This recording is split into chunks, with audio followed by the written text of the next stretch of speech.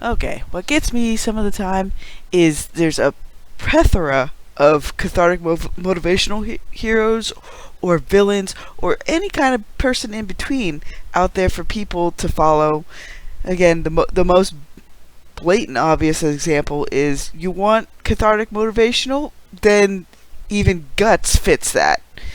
Somebody constantly struggling to better themselves or get through a situation, and somebody that's going from the ultimate depths of despair to the heights of like regular companionship and everything else.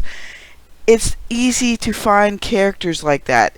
It's not easy to find characters like the traditional Superman, because a lot of the aspirational characters nowadays are being broken down into cathartic motivational because some people think that's more relatable. It's like you have a whole entire field of relatability when it comes to the cathartic motivational. You want to ID with something, you want to connect with something.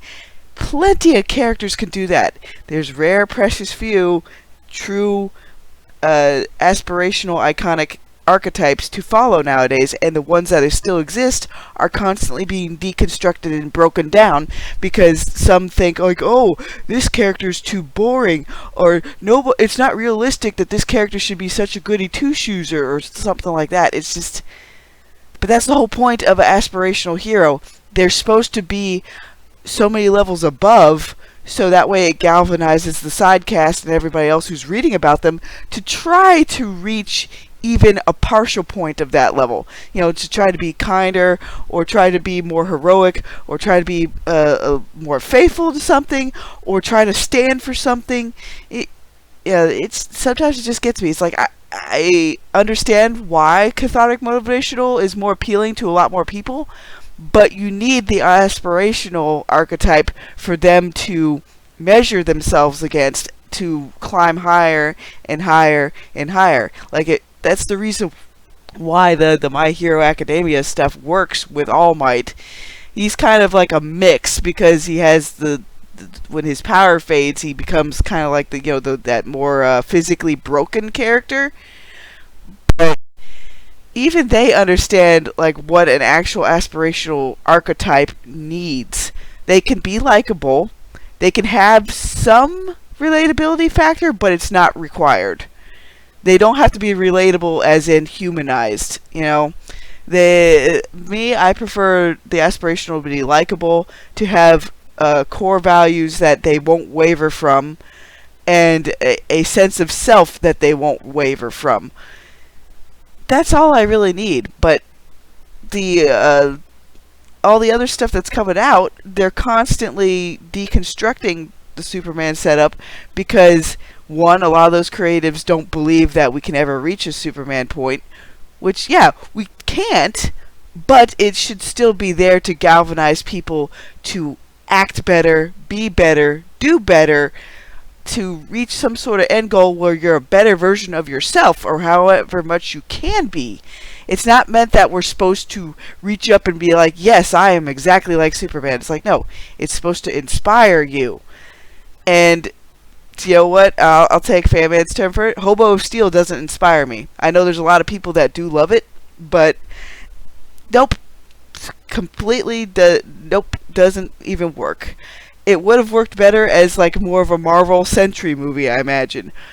Again, I hardly don't know anything about Marvel other than a few of the basics. I read a bit of the Guardians of the Galaxy for the DNA run, but again, when it comes to the Big Dead 2, I don't really entertain too much of their modern interpretations of anything, and that also includes the shows that they're offering, whether it's animated or live action.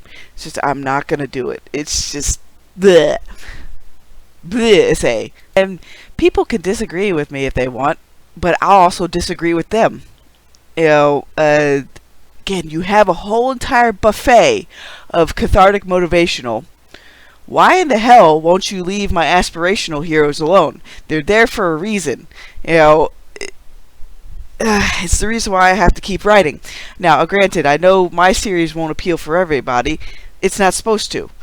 It's 100% appealing to me, and I'm glad that some people are jumping on board, but it's the only way I can see to fix some deficiencies that I see in entertainment. I imagine that's how a lot of writers and everybody else got started. They're like, I don't see this happening, so I'm gonna make it. So that's all I can really say. It's just, if what you want isn't there, you're gonna have to make it somehow, or hire people to help you make it. If you're not like a more bent type, that sort of thing. You could still, like I've said before, write out scripts if you want to get into any kind of comic book stuff, but you don't have the writing, not the writing chops, but like the artistic chops, then get the scripts out. And yeah, sometimes the Twitter timeline does galvanize me to talk about some stuff. But yeah, it's like, come on, people. You already have the lion's share of everything on the market. Why do you need Superman to be, air quote, relatable? He was already relatable enough for me just by being likable in his old kind of setup. And again, he's not supposed to be human level. He's supposed to be aspirational level. There's nothing wrong with having characters be aspirational. I want to try to push myself to be better. And it doesn't matter if the character has that one-for-one relatability. Again, most modern entertainment makes most characters either human level or subhuman level. Like they go from like a negative to positive arc or something. But it's so prevalent that you could trip over it and find it, because I guess there was like this more kind of like humanist kind of movement with certain kinds of creatives where it's just like, hey, my life sucks so bad that I'm going to make characters that suck even more than me.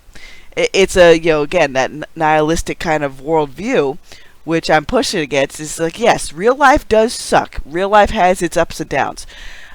Is my real life perfect? No. In fact, there's like family matters outside my immediate family where it's just like, wow.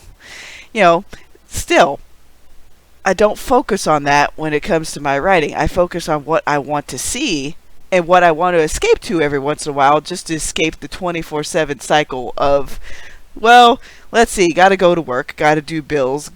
Here's more mundane shit that I gotta deal with every day, and I don't, sometimes I succeed fairly well, and sometimes it's just like, why the hell are we doing this shit? It's just, I don't want my entertainment to reflect real life, okay? I want the fantastic, I want the aspirational, I want the pew-pew, and I want people to stop, basically getting rid of all the redheads. It's like, I guess that's the reason why Upload Protocol has more redheads per capita now. Let's see if I can list them all. Because now I have Jonas, the puzzler. Then there's Elias Payne, the King of England. Then I made the Piper, a red-headed scholar. So that's 3 of them so far. I know for sure I made the 2 new characters that were just recently introduced, the 2 brothers. They're red-headed Typherians. So there's 5.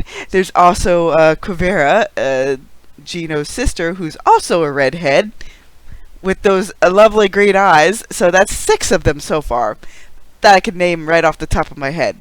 I'd probably have to go back through the books in my character list just to see, like, oh, okay, did I make anybody else a redhead?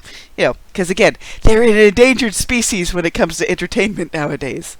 But overall, here's the teal deer of it. Superman isn't supposed to be relatable. He's supposed to be inspiring. You want relatable, at your level stuff? The Spider-Mans of the world do that. Lots of older versions of classic Marvel characters do that. We have precious few true aspirational characters. The iconic aspirational galvanizes the side characters to reach higher, do better, push harder, to go beyond standard human limits. That's kind of how I see the whole entire superhero genre. They're supposed to push higher, faster, and everything else, but for the basic morality of good, to have a good standard. And again, like it was pointed out to me, Marvel was made to have more humanized characters in that mold.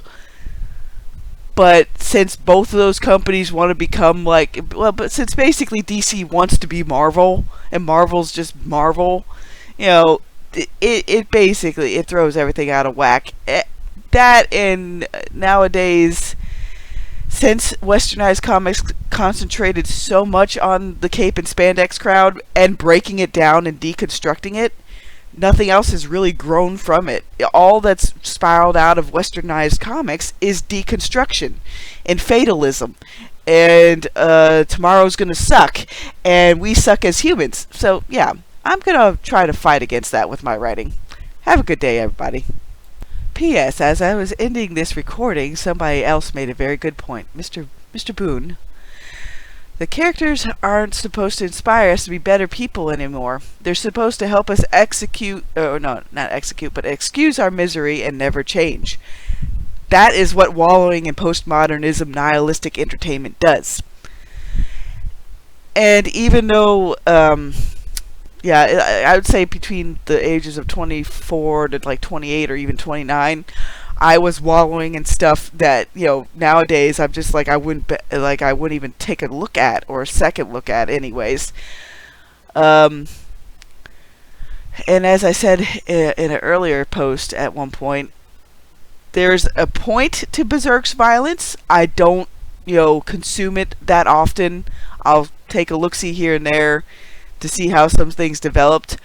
But to me, that had more of a point, and it actually has genuine pit stops where the reader can rest versus, the shit with Invincible and Game of Thrones.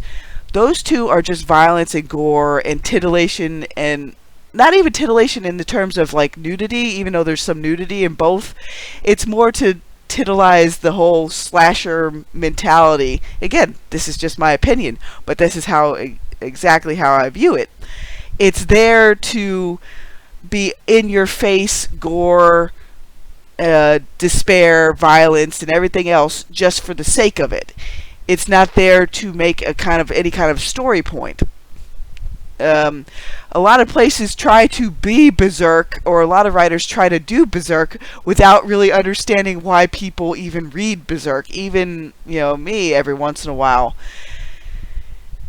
There has to be a point to it. If you want just random violence for violence sake, in some cases watch certain horror movies. It's in there, if you want it to be that way. That's the reason why, I will review certain things on this channel, because I know everything but convoluted, cat lady YA is on BookTube. So that's why I'll take a look at other things. But yeah, it's just, it's like fighting an uphill battle. See you later, everybody.